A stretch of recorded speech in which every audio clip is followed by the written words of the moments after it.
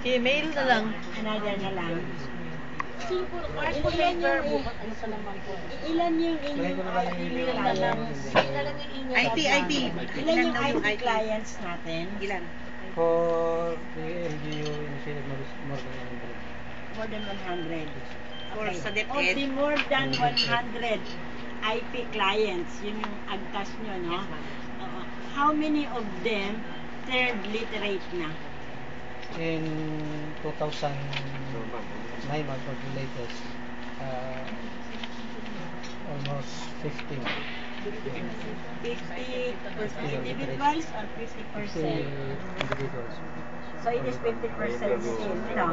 Kasi 100, 50, so it is 50% of them. Why do you say they are literate?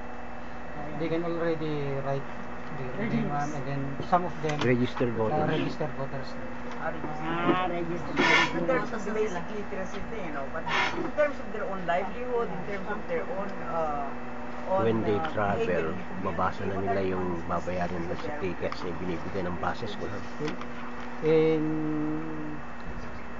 their form of farming, ma'am, mostly I invite the DA personnel, and then sila po nag-assist na lang. your network with the department. Despite enemy nyo, nakabusin sila sila. Nag-abroad? Ano? Hindi naman Matagal naman. They can register. Yung site kasi nila, ma'am, Mountainous. ginawa nilang banana plantation yung What else have they planted aside from rice? Gabi. gabi, ma'am, then banana. Root crops. Yung gabi mamamatay talaga kasi Root crops. water intensive yung gabi. Hindi ma. Di ba yung gabi? Gabi, Talagang para sa bundok kasi nila. For highland talaga. Yung gabi na kahit walang Highland bundok, variety na. Maski Okay. kamuting kahoy. So, the LGU, sige, initiated all those projects, In terms of, isa pa, in terms of population, population. dumami ba ang mga anak nila kasi literate na sila o tumunti yung anak nila kasi nagpa-family planning na sila? Dumami, ma'am, kaya lang problema kasi sa mga iba, ma'am, they They go move. to other places. Nomadic. Wala silang permanent. Nomads din bang maagtas? Yeah, of course. Hindi sila nag-i-stay Sabi kanina ni DSWD, ma'am, sabi nyo, tinutulungan nyo na sila na ma-title ang lot nila. Yes, ma'am. So, paano pa silang magiging nomadic? If they will be moving, meron na silang magiging sarili. Stay sila, ma'am. Yung area kasi na yan, ma'am, actually, that is NPA infested noon. Kaya lumipat-lipat. Mayroon mga For sa security ibang barangays. reasons. For security reasons. Nandun na sa Cabayo yung iba, dito na sa sentro yung mga iba. But they are originally from Caranan. So, ano ginagawa ng local government natin ngayon sa kanila para hindi na sila yung mga NPA, no permanent address yun, ha? It's not against the law. That's why you are working Ano na for ngayon the ginagawa po ninyo titling of the Yun lang lands. po, ma'am, ini-initiate namin yung titling ng ancestral domain nila para doon na lang sila. Huwag na silang palipat-lipat. Do you consult with the army regarding this endeavor? Because NPA is kalaban mo. Hindi. Our brothers, intellectual brothers in the mountains are reaching out to them. And, Well coordinated. training them in their own government. Well coordinated ko na. Yes. Actually, ma'am, nung una kasi yung lugar na yun na tinutukoy natin, yun ang talagang pinamumugaran nila dati. Breeding place ng dengue. 1980. Pero ngayon, wala na. Hindi ko nga nagsisigarilyo. Ngayon, awan ko, wala naman na sila. Wala naman na akong fighting doon for Si ma'am. 20 years. So, yun na yun na ang Kaya, ang naisip ng munisipyo, for them to have their own land, hindi siya gawin ng munisipyo ng application sa presidential proclamation. Pero na kayong nabigyan ng title? Wala po, going pa lang yung process. So, when you started? Hindi. Last year? It started, can I butt in, ma'am? When I was still the NFE coordinator, they were holding a Panamin paper. Panamin Yes. by Elizalde. And that land is, I think, signed by the then President Marcos, indicating that that land is theirs.